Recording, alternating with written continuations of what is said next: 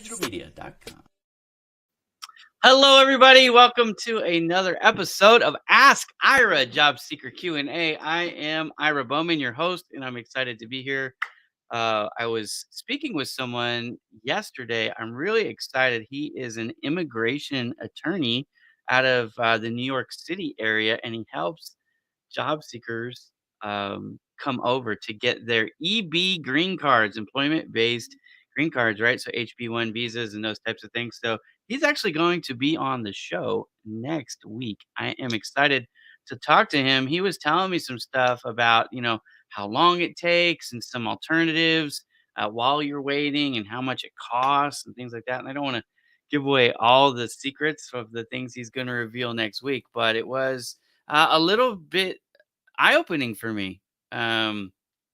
He's the first immigration attorney that I've talked to at length about the process and how it works. And anyways, he was saying one of the things that's very interesting to me. I've known this for a long time, right? One of the strategies that I talk about in trying to get a job in a foreign country, how to land a job in a foreign country, is to look at labor pools in a local market that are low of employees, right? So, in other words, they want to hire a certain type of employee, and there's not a lot of local talent available. That's one good strategy to help you find someone who'd be willing to sponsor you. Okay. So, if they look around the local market and there's just not a lot there for them to choose from, that's when they would be more open to bringing people in from the outside. Okay. Makes sense, right?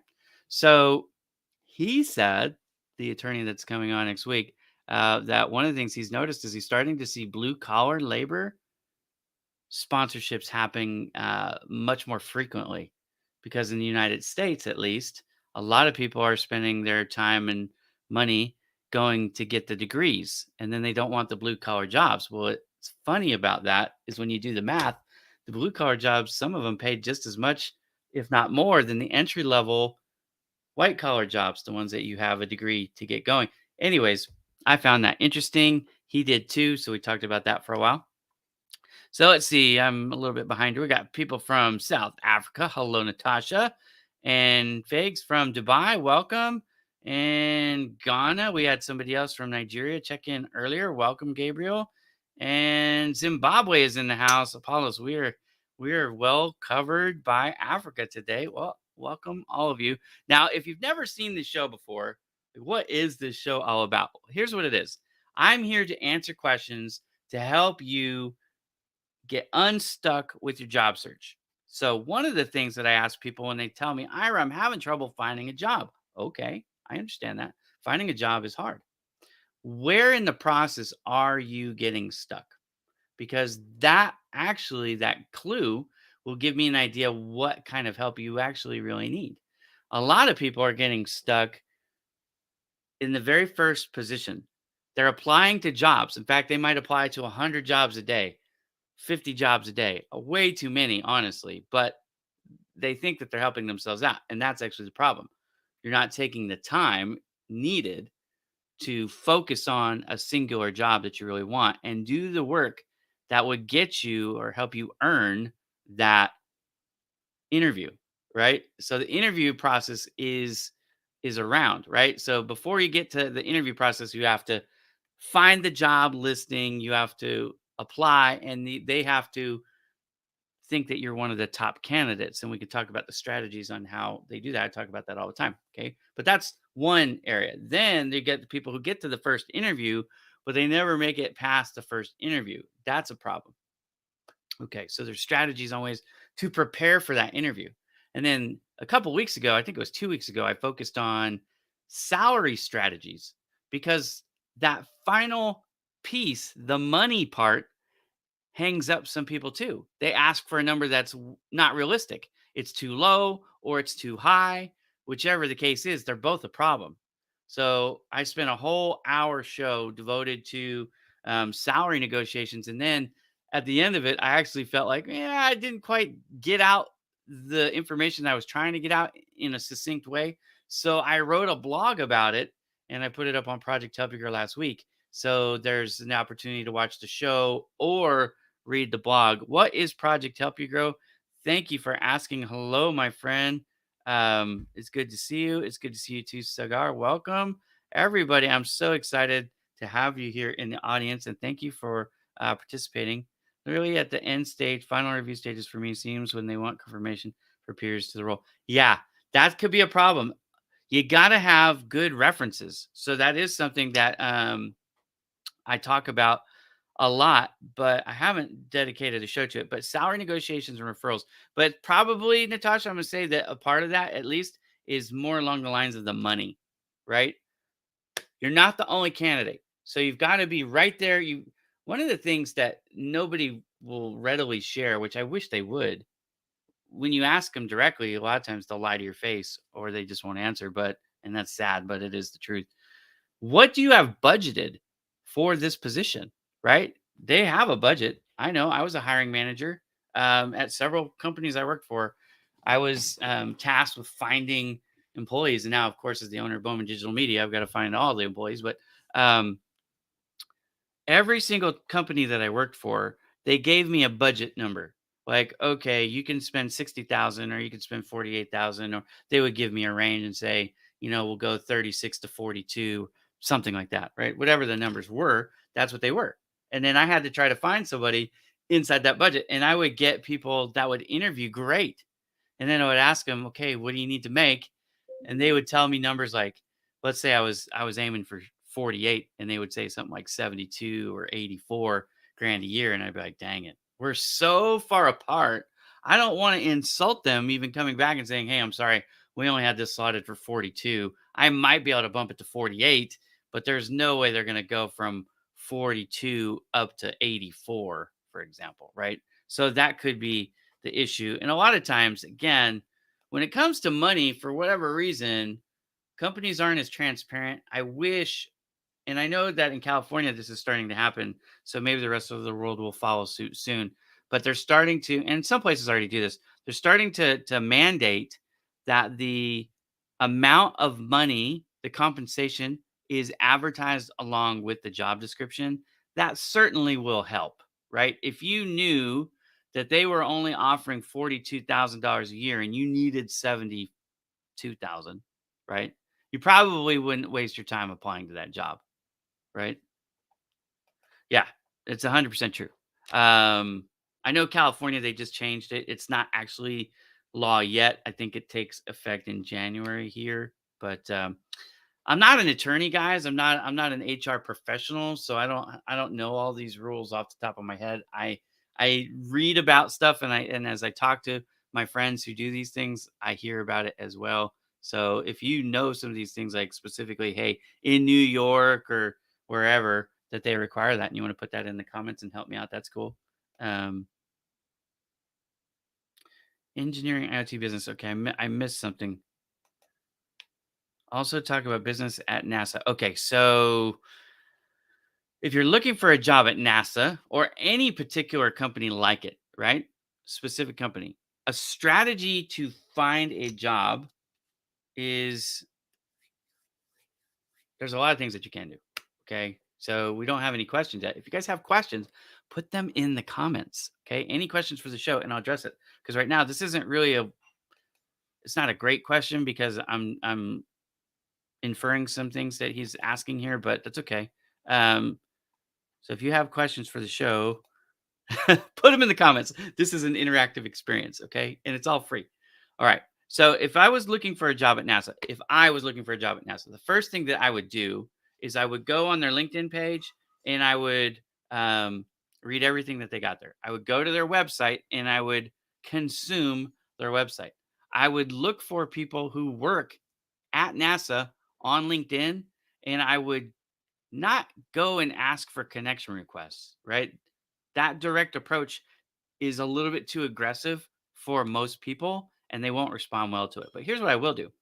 I'll bookmark them as favorites. In fact, let me share my screen and I'll show you guys what I mean by this because I have a video on YouTube about it. In fact, I made a second one. I did it twice because I had done the first one, I think like in 2019. And, I keep getting asked about the bell.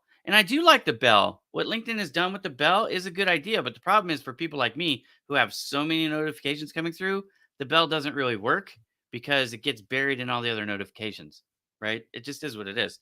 So for me, what I did, let me share my screen and I'll show you what I'm talking about. For me, what I did,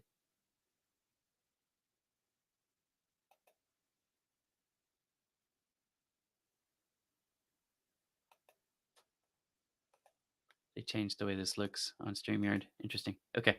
So what I did back in 2019 says, hey, how do I find people that I want to, keep in touch with? Like, let's say, for example, one of my closest LinkedIn friends over the years has been Mike O'Connor. All right. How could I keep up with Mike O'Connor if notifications isn't going to be reliable, and I don't want to rely on this algorithm stream, right? Because this, when you start getting a lot of connections, this becomes pretty much useless. Okay. So it's one of those things as you learn to manage your social media as you grow, you have to come up with some different strategies. So here's one of the things that I would do if I was going for a job in NASA. Okay. I would find people that work there and then I would bookmark them. Like I'm going to show you my friend Mike O'Connor brought it up. Oop, did he get in trouble again? He might have got in trouble again. Okay. Let's find, let's find somebody else. Sorry, Mike. I was trying to. All right. Talal. Here's a good one for me, right? Talal is somebody that if you're in the Dubai area and you're looking for work, he's a good person to follow. He's my friend, right? But if I don't want to miss Talal's content, what I'll do is I'll save them as a favorite. I even made, this folder for LinkedIn contacts and I put them in there, right? And then I could go see. So what I would do is I would make a NASA folder and put the people that work at NASA, some in the department that I'm looking for, some, like maybe HR, maybe recruiters who work for NASA. That's another good one, right? Here's what I would do though. Instead of sending them connection requests when you don't know them, you go through their content and you would, give it some engagement. I really recommend strongly that you read it. The future apartment, small space, a big idea. I really think that that's true. And I'm not going to watch this, but um,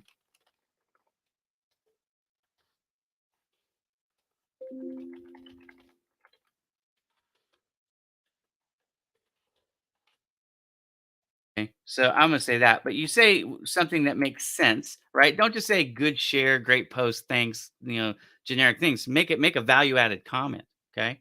And then by doing that, what'll happen is they're gonna start to notice you, but you're not being aggressive. You're not sending them a connection request, right?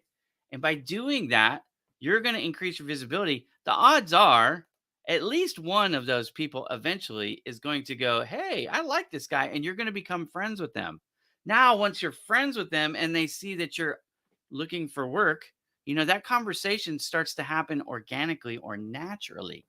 And that is a much more effective way to use social media when you're trying to get something specific, like find a job. Now, the recruiters, you can be a little bit more straightforward with, like, hey, you probably get asked this every single day. I understand, but I would love to work at NASA. Can you give me some advice on what I need to do? Right. And then they'll take a look at your profile usually at that point, and they might ask you to send them the resume and things like that. But that's the way that you get started. But let's say you want to work in the engineering department of NASA, right?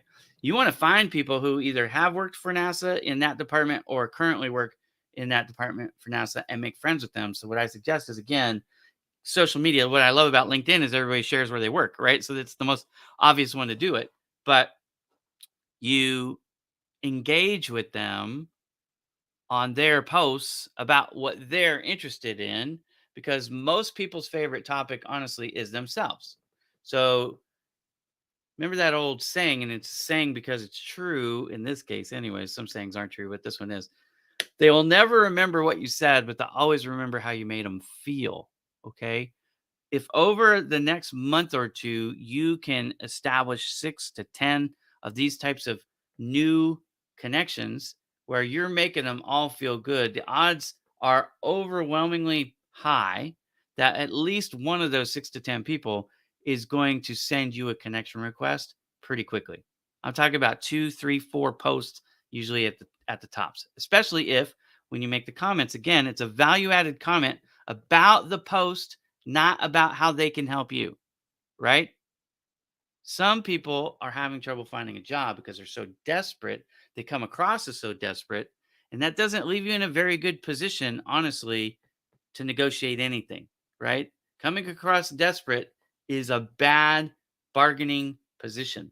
And frankly, it doesn't attract a lot of people. A lot of people go, "Whoa, that, that guy's got something's off," right? Warning, warning, right? But if you can come off friendly and confident and competent, right? So confidence and competent combined, plus you're not coming off as needy, right? Then again, the odds are you will you're going to get where you want to go much faster if you come across that way.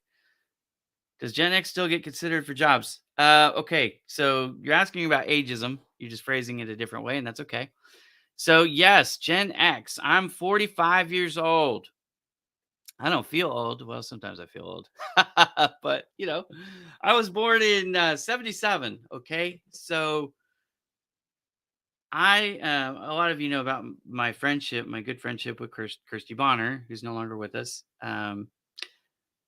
I never thought about ageism for myself. In fact, I wasn't even really familiar with the term ageism. Kirsty Bonner is the one who educated me on that, and at the time, this was back in 2019. She helped me see what it was, and then, I said, "Okay, so what do you do to combat it?" Right?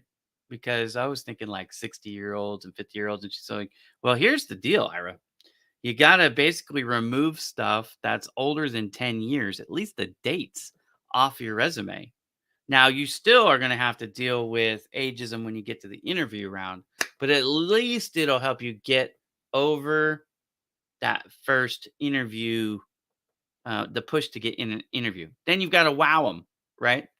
Now, I have come up with a whole new strategy to deal with ageism, which I call fractional work. Um, so, to answer your question directly, can Gen X still be considered for a job?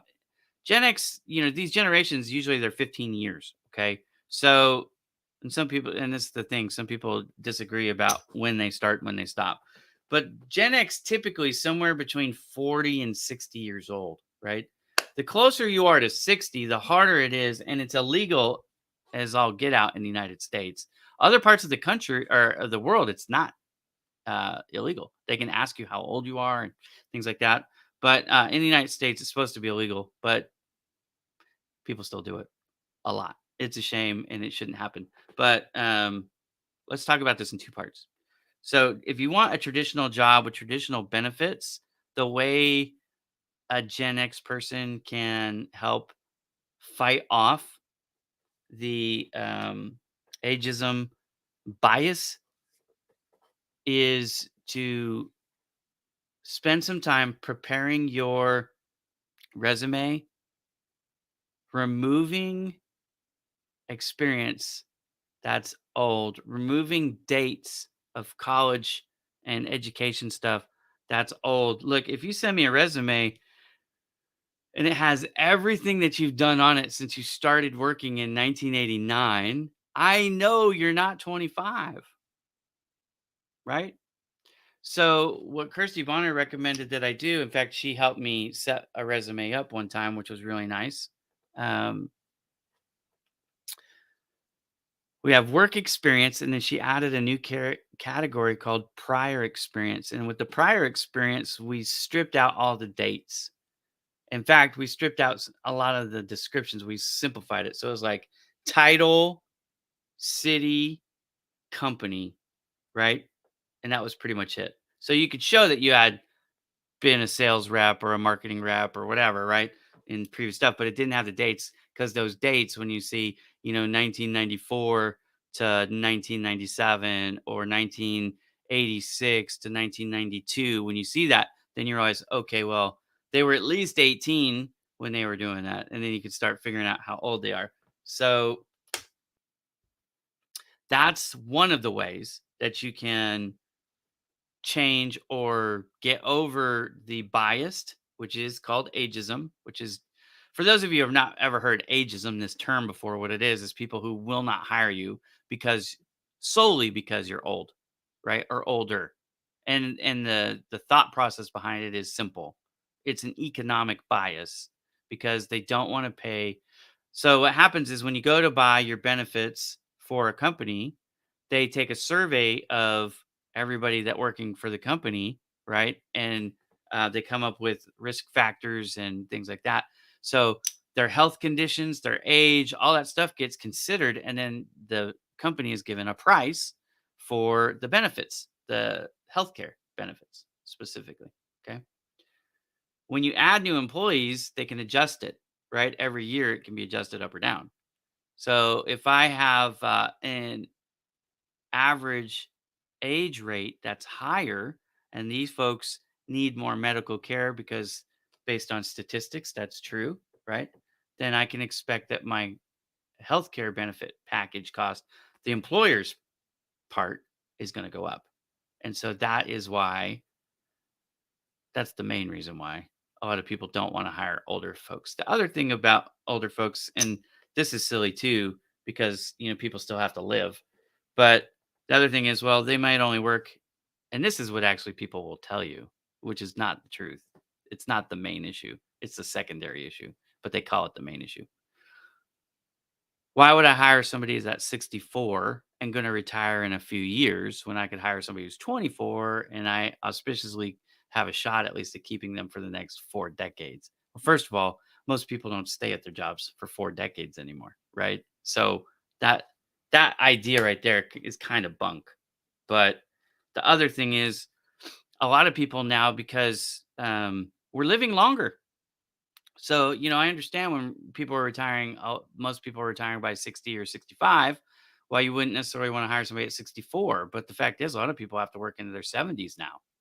So you could hire somebody who's, you know, mid 60s or 60 at least, and still have a shot at keeping them for a good decade, right? I mean, to me, it's ludicrous. So, and the thing that isn't factored in there with ageism, which drives me nuts, because I think everything should be considered from all sides. So, I actually like to hire experienced people. In fact, I haven't announced this yet, but I'll announce it here on the show today. I do an internship program at Bowman Digital Media every quarter. And this next internship program that I'm going to do is going to be solely for, I'm going to discriminate in reverse. It's solely gonna be for people that, are Gen X or older, okay? So, for people that are looking for, like, "Hey, I need a way to make money in the latter stages of my career," I'm gonna train them for free how to do the work that we do at Bowman Digital Media. I'm gonna teach them how to write blogs, create, backlinks, build websites, graphic design. We're gonna talk about it all, right? And they're gonna, roll up their sleeves and do work for me, but, they're gonna get an education over a 90-day period for that. Again, it's only gonna be open for people that would qualify for this kind of rejection, which hurts, right? So Gen X folks, baby boomers, look for that official announcement here soon. I didn't even plan on announcing that today, but there it is. But it does happen. Okay, so now another strategy. Frankly, this is the one that I did. Okay, so I started Bowman Digital Media. I didn't really create it to be a company that I was going to hire people. That wasn't my intention. I was trying to basically create a job for myself. And the idea was fractional work. Okay. So what I did is I said, all right, because I have 8 kids and a lot of bills, I need to make a lot of money. And we had just moved down here to Southern California, right outside of LA, in January of 2020 for a job. Well, I got laid off from that job right at the end of May 2020. So I worked there for 5 months. Well, we had just moved. In fact, we had moved a couple years before that and 4 years before that, and so it had been just a series of moves, honestly, and my family and I are sick of moving, right? It's like, enough is enough. We need to plant roots somewhere. So here we are. So my challenge was, how do I, in this COVID had just, right, shut the world down, how do I find a job? I had a non-compete. So I couldn't stay in the print business because of my non-compete. So how's I going to find a job and not move that paid me enough to pay my bills and provide for my family? Well, here's one thing that I know from running Project Help You Grow. Project Help You Grow has allowed me to learn a lot over the past 5 years about how the job search works and the timing of things, and so a lot of the minutia that HR folks and recruiters deal with, I've talked to them about, and so I've assimilated a lot of knowledge. When I started Project Help You Grow, I was a neophyte. I didn't know a lot other than my own personal experiences from being, a department manager and hiring people in that way, and then working, of course, and getting my own jobs. So what I came up with was this idea, though, that instead of getting one job, this expression is called fractional work. You launch your own business. So I had to spend a few $100s to get an LLC created. So it's called Bowman Digital Media. Uh, it was LLC. Now it's an S corp, by the way. But anyways, that's because I grew faster than I thought I was going to. But anyway, so when I started the job, I was looking for was like 5 or 6 clients who would pay me somewhere between $1,000 and $3,000 a month each, and then I would add it all up and I would make my living that way. That was the general idea. The other thing that I decided was I don't want any one client to be more than 25% of my overall income. And I still maintain that to this day. Because if I lose accounts, and accounts do come and go, I never wanted it to affect my ability to pay my bills and feed my family. And in effect, I never wanted to be laid off ever again. I didn't want anybody to have the power to lay me off. And so I've taken that away from everybody. Any one of my clients can fire me and I will not be laid off because I still have all the other clients, you know, paying my bills. That's basically what's going on, right? So a lot of people think, well, okay, fractional work, and there are drawbacks, right? I don't get paid holidays. I don't get sick days. If I don't work, I don't eat. You know what I mean? And there's nobody providing that healthcare benefit, and there's no perks, right? So I'm not saying it is for everybody. I'm just saying you have to look at all the different options. Now, with ageism, one of the knocks that you're going to hear sometimes is, oh, well, you're too qualified, right? You go for a position, let's say you've been doing something for 15 years, 20 years, and they're offering a salary, let's say it's $60,000 a year, and that's plenty for you. You can live comfortably on that. So you apply for the job, you get to the interview round, and they go, man, you're overqualified. You know what they're really trying to say? We can't afford you. But you already know that you can, right? They're making something that is an issue, but it's really an excuse because they don't want to hire somebody who's older for likely the two reasons I've already said, right? They're afraid that you're not going to work here very long, but most importantly, they don't want to raise your healthcare costs. So, where you can take that disadvantage and make it an advantage, and here's how I know it's BS, okay?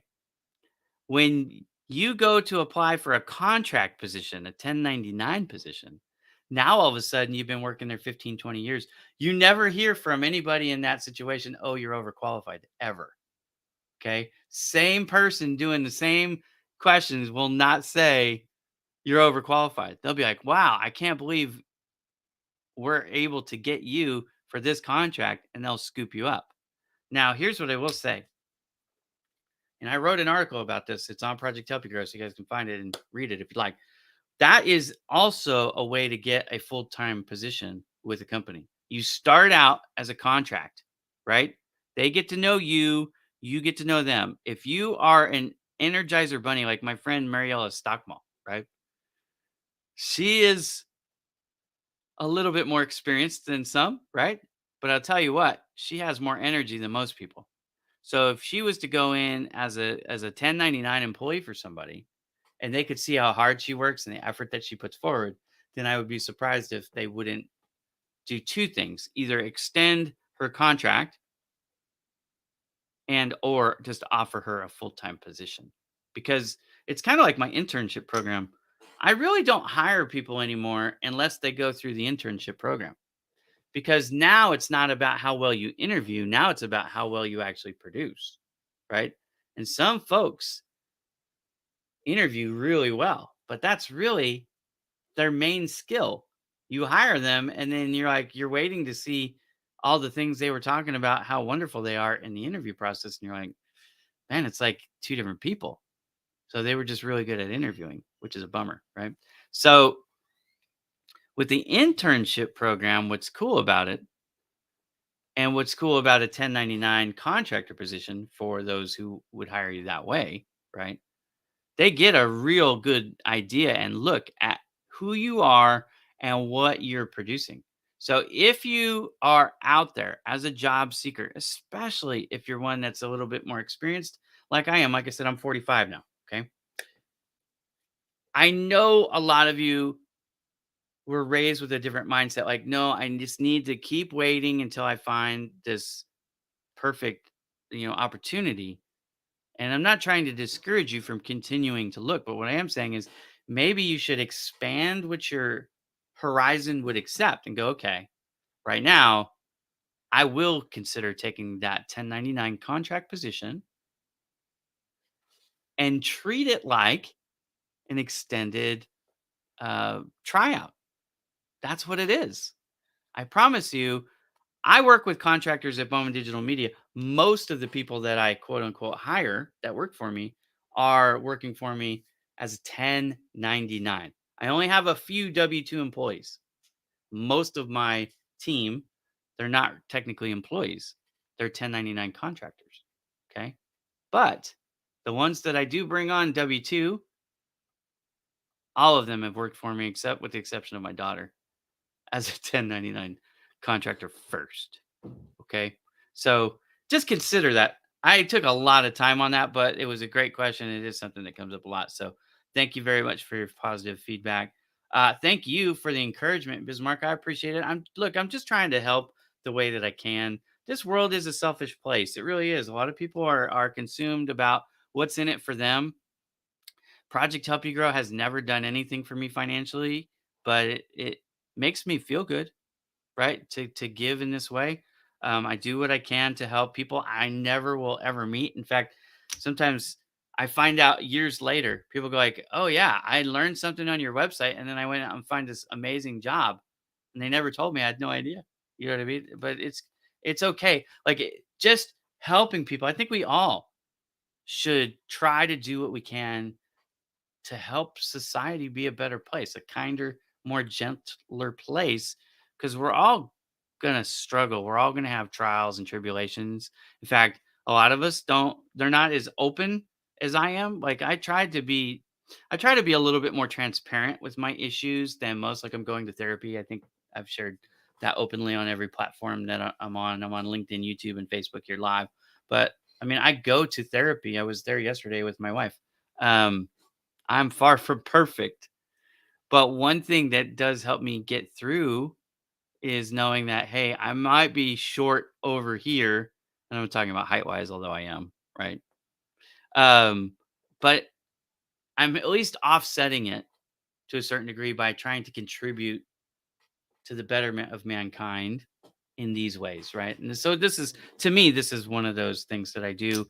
I'm not looking, like I'll never ask for a sponsor for this show or, I do a show with my buddy Joe Stepke on Fridays called Cup of Joe. In fact, we have Ryan Jackson, who's another one of our friends on the show now too. And we joke around all the time, like, hey, we want to sponsor. But if somebody actually reached out and said, hey, we would sponsor your show, we'd talk to them about it for sure. But I wouldn't for this show. This show isn't for sale, right? Thank you very much, man. I appreciate it. Like I said, this is, the heart is to help people.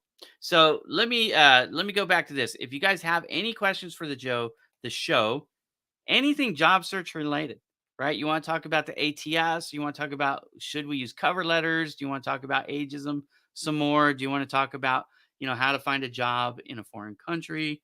Um, like I said, next week, which I am excited about.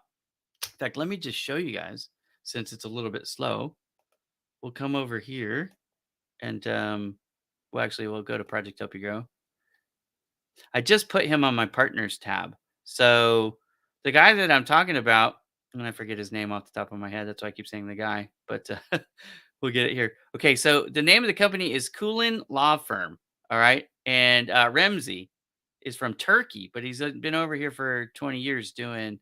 Um, he's been doing, like I said, immigration work for folks. Oh, I went to the wrong place. That's nice. Okay, hang on. Sorry, I gotta fix that. That's my problem.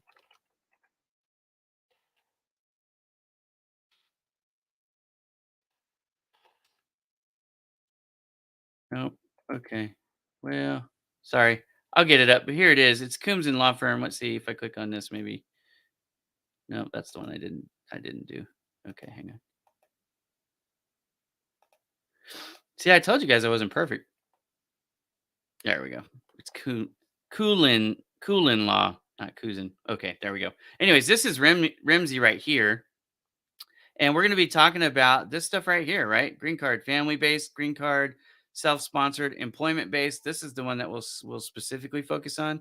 But we'll talk about how much it costs and how long it takes and things that you can do in the interim while you're waiting because it is quite a long process. Um, I was surprised how long it takes. I was like, wow, you really got to be committed. So it'll be interesting for you guys. I was fascinated by this conversation that we were having yesterday, and it was really more of a kind of a get to know you call. But, anyways, don't miss next week. If you're looking for a job in the United States and you're anywhere from any of the places we had Italy, Dubai, Nigeria, Zimbabwe, where was some of the other places what we had here? Ghana, um, India, of course, South Africa, Italy, Nigeria. Yeah. So we have people that are watching from other parts of the world, right? So if you want to work here in the United States and you don't have an employment-based green card or an HB1, is what more people here commonly refer to that as, but you're trying to figure out how to get it.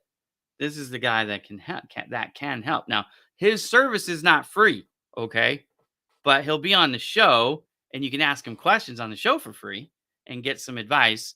And then we were talking about some strategies on how, maybe like a student visa or something like that that you could apply for that it's a little easier to get and faster so that you can at least be here going to school, but you can also be looking for employment while you're here.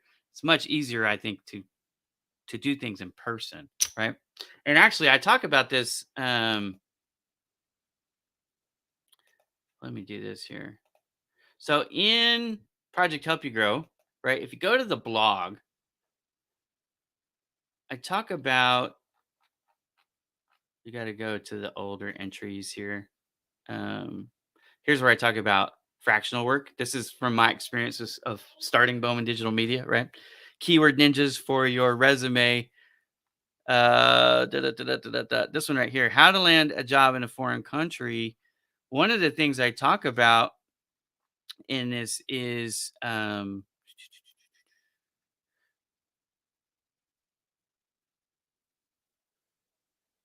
here we go.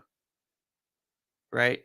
So networking in groups that are from that area to make friends that are in the area. So if you were to come to the United States, like under a student visa and go to a college or junior college and work on your degree or another degree if you've already got one from the country that you're at. But now you're able to make friends and network in person with people. One of the things that happens, one of the fears, I'm just going to put this out there.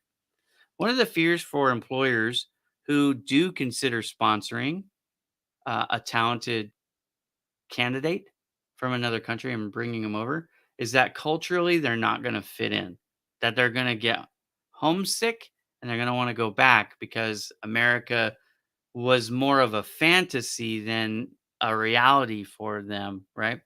So, one of the ways that you can offset that fear and counter that fear and instill confidence that that is not going to happen is to come over and don't come over like a vacation.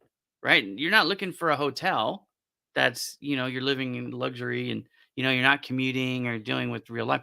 But I encourage people to come over and get an Airbnb, which is either a house or an apartment, right? Go to the grocery store, go to the bank, go to your local house of worship if that's a thing for you, right? For me, that's an important part of my life, going to church. Okay. But do the things that you would do if you actually lived here. Drive around in traffic or take public transit during rush hour, right? Try to figure out where you could afford if you were to actually get the job in that city or that area, where would you actually be able to afford to live? And then commute from where that is to where you think, like, go to the downtown or go somewhere, you know what I mean? Experience the harsher parts, but also while you're there, work on building friendships. Because if you can instill confidence in them, say, hey, look, I came to the United States, a student visa. I lived in, you know, Los Angeles, or I lived out where I live in Moreno Valley, right? And I know what that commute is from Moreno Valley to, let's say, Costa Mesa, and you're cool with that 2-hour commute every day, right? You know, when you do that and you're talking to them in that interview, now it doesn't come across as, oh, this is just a pipe dream fantasy. This is based in reality. This guy really understands, or this lady really understands what they are getting into, and they know how much or how little this salary will actually cover in this area. Because I think that's another thing that people don't think about when they consider moving to the United States, right? They just think United States. But you don't move to the United States. You move to a city and a state. And every city and state has a different cost of living, different political environment, different social environment, different everything, right? So if you can niche in to the specific area, like, don't tell me I want to move to Canada. That's how I know you're not serious. If you tell me you want to move to Toronto, or you want to move to Vancouver, or fill in the blank place, right? Now, I'm assuming that you have a little bit more invested in this plan, and it's not just pie in the sky dream, right? When you say I want to relocate from somewhere in, Dubai or India or Ghana or Nigeria or wherever, right? And I want to move to Los Angeles versus I want to move to the United States. It comes across totally different, because Los Angeles is one specific place. The United States is an ideal, right? I mean, it is a country. I'm not trying to say it's not a country, but you don't move to the United States. You move to a city, a specific city or town, right? That's where you go. And if you were to move to Denver, Colorado, or Miami, Florida, or Chicago, Illinois, or Seattle, Washington, you would have a different experience in each one of those places. And again, one of the clues, if you don't, like, I don't really care where I go. Okay, here's what I want you to do. Remember what I said at the beginning of the show. You want to move from wherever you are to a specific place, and you want a good shot of getting sponsored, because most of you will need sponsorship. Then here's what you do: search Google and say, okay, where is fill in the blank, whatever you do, right? Let's say you are a graphic designer like me. All right. Where in the United States is graphic designer in high demand but short supply? In other words, they want more. They're trying to find people to work for them as a graphic designer, and they can't find very many options locally. That's where I would say, okay, let's say the answer to that was Des Moines, Iowa. Now, if you've ever been to Des Moines, Iowa, and no offense, it's not the most exciting place in the world, but for whatever reason, let's say that comes up. Then you do your research on Des Moines, Iowa. And if that's some place you can handle it, look, it gets cold there, right? Those winters are brutal. So if you can handle that, and it's kind of flat and boring geographically to look at, there's not much to look at, right? In Des Moines, Iowa, unless you like corn, lots of corn, right? But if you're cool with that, then you could, again, go on to LinkedIn or other social media sites, find groups from that area, join, make friends. Maybe you figure out what college is there and you apply as a student for a student visa. And then while you're here for the 2 years, 3 years, 4 years on a student visa and you're making friends, now you're looking for somebody who would sponsor you as HB1, right? So you can get your EB green card. Anyways, hopefully that makes sense. Haven't gotten any questions about it, which is surprising, but maybe it's because you guys are all in awe of this intelligence that I'm putting forward. But I am trying to help. So if you have any questions for the show, go ahead and put them in the comments. The other thing that I do offer, and I'm sorry I forgot to mention this earlier, so let me mention it now. If you want a free profile review on LinkedIn, I do offer that as part of this show.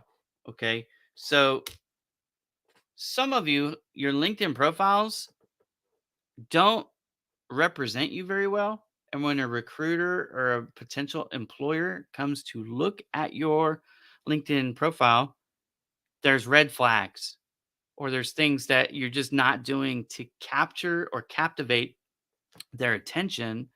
And so they've got a stack of 100 or 200 other prospects. So they move kind of quick. So what you have to do, it's pardon the expression if you're not into fishing, but if you're into fishing, you'll understand. You got to set the hook pretty fast, right?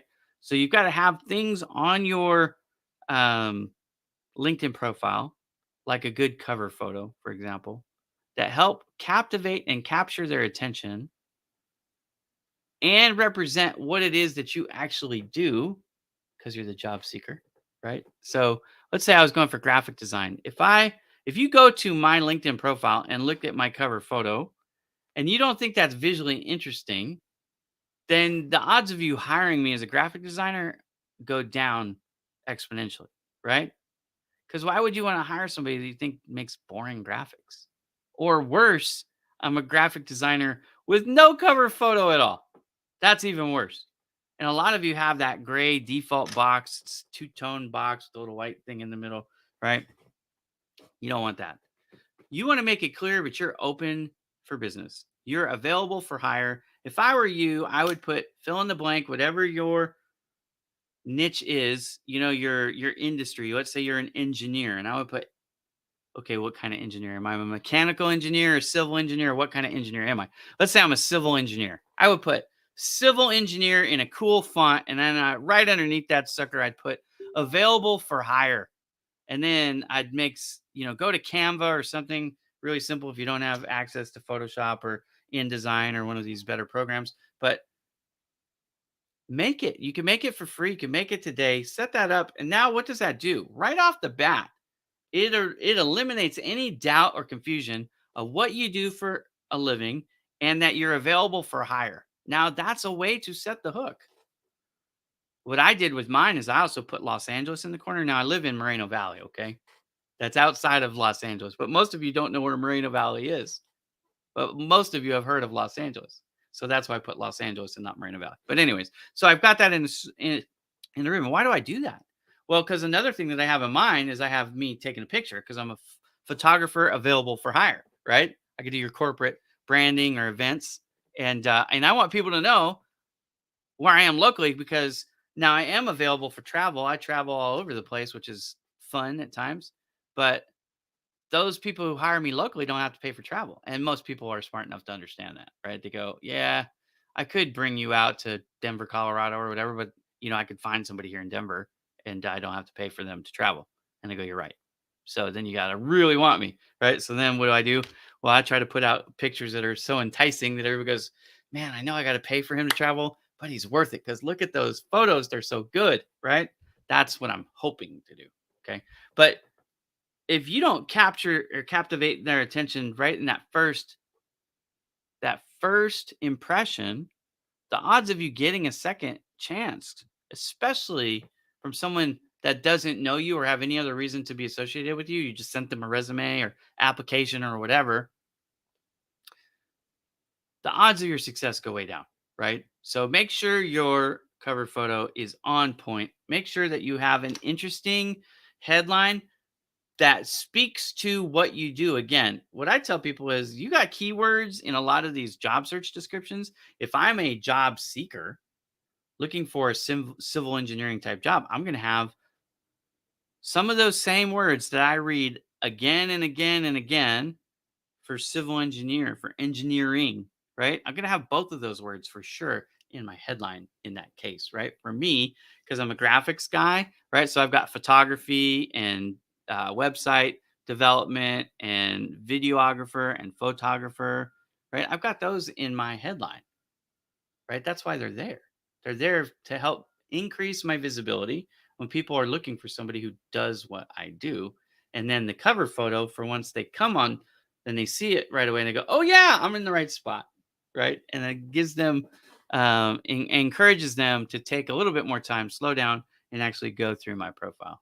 Okay, so there's some general advice for you. The other thing that I tell people is turn your featured section on. It's called creator mode. So you want to turn your creator mode on, and then you can share some examples. Like if I was a civil engineer and I had worked on some like a maybe a bridge or a dam or a roadway or whatever I had worked on, I might have some designs, like blueprints of that if I can, or at least the artist rendering of what the project looked like, or maybe some if you have photos after the job was completed, right? You can have some aerial shots, or whatever. Say, hey, I worked on this project, right? Of course, you didn't do it all by yourself. Those things are done by hundreds, if not thousands, of people in total, right? But you worked on the project. You could show it, right? Like I never did this because creator mode, feature mode wasn't a thing back when I was really doing a lot of raps. But in my print business, before feature mode was a thing, what I did was I actually did it on Facebook. I had a folder. It's actually still there if you guys want to go find it on Facebook. Go through my photo albums, but I made an album and I called it Samples of My Work. And I would put different, the floor graphics, the window graphics, the vehicle wraps, the sides of buildings, hotel stuff that I did, right? I would put this up on in this folder. Underwater graphics, we had some stuff that was done in pools, right? And some lily pads, the stuff that would float on the top of the water. A lot of cool things. Anyways, I did a lot of fun stuff. So I would take pictures and I would put it there. And the idea wasn't to sell more jobs with it, it was to show people that if they needed some outside of the box creative type of printing project, I was the guy that they should talk to. That's really what I was trying to show, right? That, you know, non-traditional print, when you needed non-traditional print in the real world that would hold up to the elements and get the job done, I was the guy. Like that's what I was trying to showcase. So you can do that now on LinkedIn. Turn creator mode on and use feature mode. Another thing that we talked about last week, I believe, which is a good way to use features, is if you have letters of recommendation or referral letters from folks that you're not necessarily connected to on LinkedIn, or that maybe for whatever reason, you were connected and aren't anymore. You can scan those, or you can take a photograph of those and load it up in your featured section too, right? So letters of recommendation are really strong, especially if the person that held or holds a prominent title in that company, or did at least at the time that you worked for them, because it's someone else saying things about you, not you saying it about yourself, right? This world has become a lot about self promotion, and I'm kind of sick of it, honestly, because it just comes off as ego, ego, ego, ego, ego. But when someone else is saying it, I tell people all the time when they're saying nice things about me, it makes me blush, but it does because, first of all, I'm not really used to it. It's still one of those things. It's weird for me to hear compliments. Okay, so when I get them, it's weird, but it's much more powerful. In marketing, we call these case studies, right? Where you have somebody else talking about the problem and then how you resolved it. But case studies are one of the most effective marketing tools because, again, it's not the company or the person telling you how wonderful they are. It's somebody else and their reputation saying how good you were at it. So you definitely want to work on getting referral letters and recommendations. The other thing on LinkedIn that is really not utilized much anymore, but I contend should be, are the endorsements of skill sets. Because again, skill sets, you can say, and you can fill in all 50 of them, whatever you want it to be. But when people start checking that box and saying, yep, I know Ira, because you cannot get endorsed by anybody you're not connected to on LinkedIn, right? So there is a qualification. They're supposed to know you. Okay. Now I understand that recruiters don't use that. They don't put much stock in it. But here's why it's still helpful, because it increases your frequency rate for those keywords. And again, it helps you to get seen at the top of the stack when people are searching for graphic design. And I have graphic design and I've been endorsed by graphic design, but over 100 people. And there's 3 other people and we have the same amount of experience and that, but maybe they only have 30 endorsements. Well, there's a reason why LinkedIn now is going to put me over the top of the others, right? All else being equal, if you have more endorsements than somebody else, I promise you, LinkedIn is going to put you above the all else being equal stack, right? So all these things, they're little plus ones here, plus ones there, but you add them all up and holistically, it gets you over the hump. So there you go. All right. Well, we're coming to the end of the show. I'm thinking about changing the time. So if you're used to watching the show on a week-to-week basis, just note that I might be putting the time a little bit earlier in the day. The reason why I want to do that and why I'm considering doing it is I do photography work, and on Wednesdays I have slotted time to do photography in 2 slots, but I want to change my schedule and make it one bigger slot.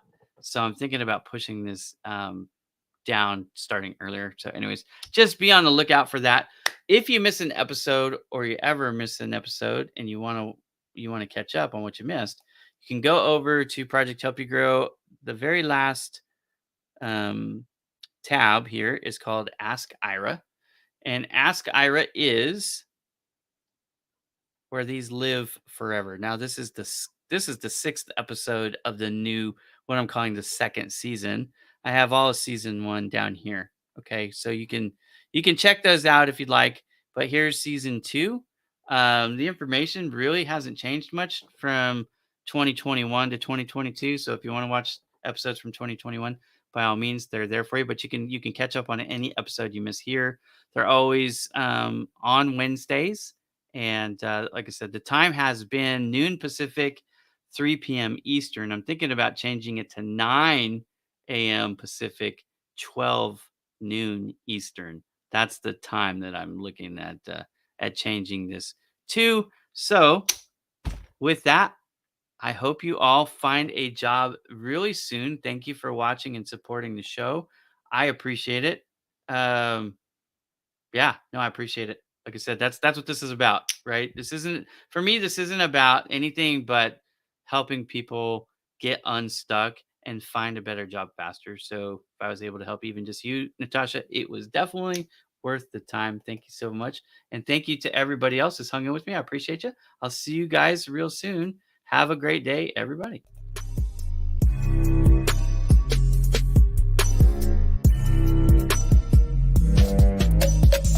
BowmanDigitalMedia.com